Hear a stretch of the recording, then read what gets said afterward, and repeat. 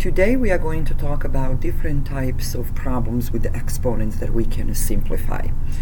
So here we are, the first example. If I have, first of all, x to the fifth, y to the third, what does that mean? It means that we have multiplication between them. X to the fifth times y to the third, which means I have x being used as a factor 5 times and y being used as a factor 3 times, as previously mentioned. X, y to the third power, that would mean x times y, and then raising to the third power. Now we can write that as x to the third and y to the third, because both of them will be risen to the third power. And also you can notice that that's the same as x times y and x times y and x times y, which again we have 3 x's that are used as a factor, and then we have y being used as a factor 3 times. Another example would be division. I have x over y, that's a division, and then all risen to the second power. That means that x to the second power and y is to the second power. And again, if I want to break it down into factors, here is how that looks. So now let's simplify a few problems. First one, we have 7x squared y times negative 3xy to the third power. First of all, you remember with the multiplication, you can actually always change the position of the factors when you have a multiplication problem. That's the commutative property of multiplication that states if we change the position of the factors within a problem, the answer for the problem will not change.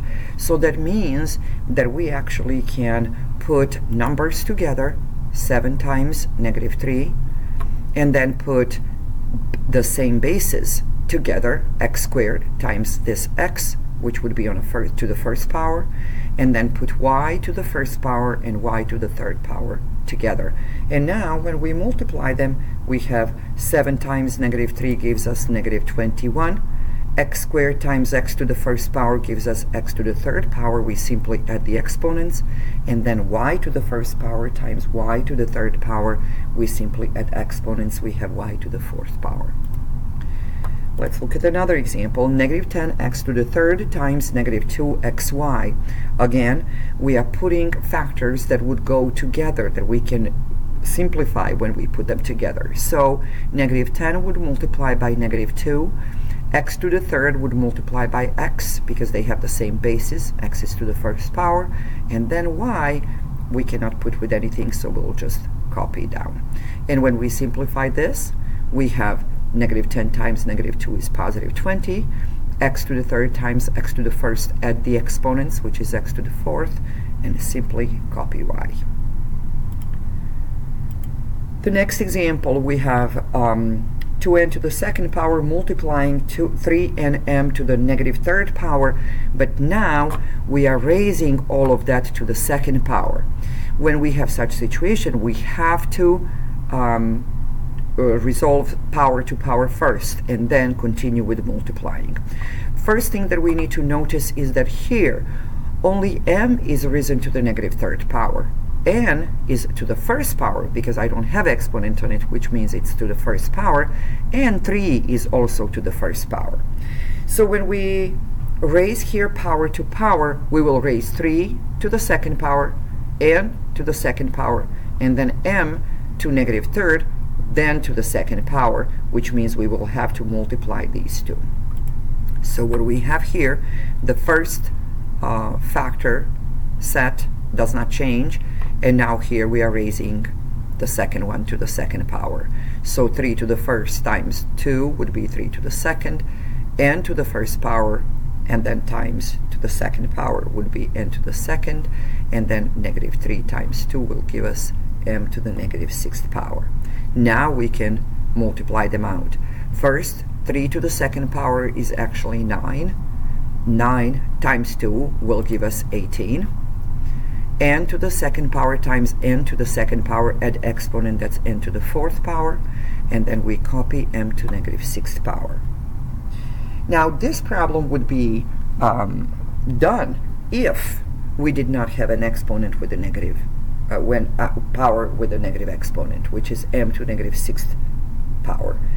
we need to rewrite this as a positive exponent. So what that means that 18n to the fourth is a not changing position. We don't need the reciprocal of those because they are both positive exponents, but this m to the negative sixth power we rewrite as a reciprocal of it with a positive exponent, and now we multiply that out. 18n to the fourth power times 1 will give us 18n to the fourth power, and m to the sixth stays in the denominator. Now notice if we look back into this answer here, positive exponents stay on the top, stay where they are, and then m to the negative sixth power becomes the m to the positive sixth power, but then put into the denominator. So let's look at another example. 2y to the fifth risen to the negative third, so we have to resolve that first before we can do multiplying between these two sets of factors. And we have 2 to the negative third power, and then y to the fifth times negative third, which will give us negative 15th power. Then that's times x, and then times y to the eighth power.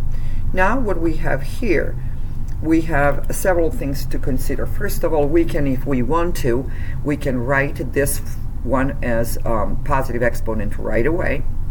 Then we can combine these two, y to the negative 15th times y to the 8th, which would give us y to the negative 7th power, and then we simply copy that x that we cannot put together with anything.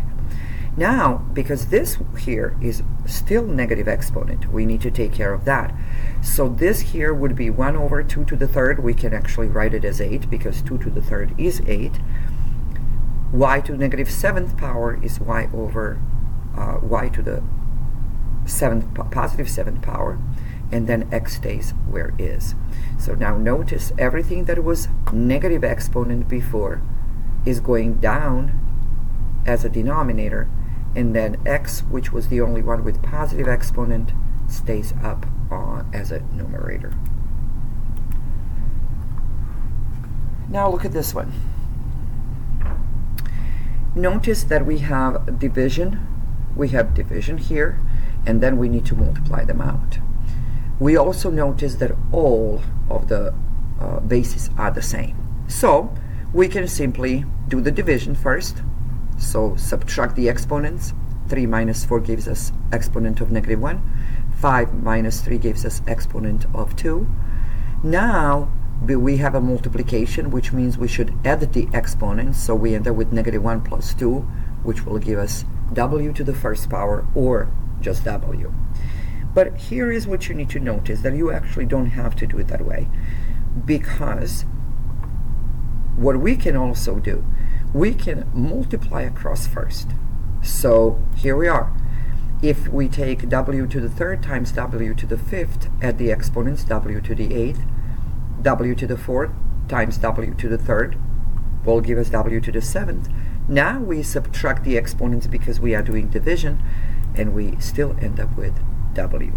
So notice that when you have divisions multiplying, two fractions multiplying, you actually can do division first and then multiply, or you can do multiplication and then divide if possible.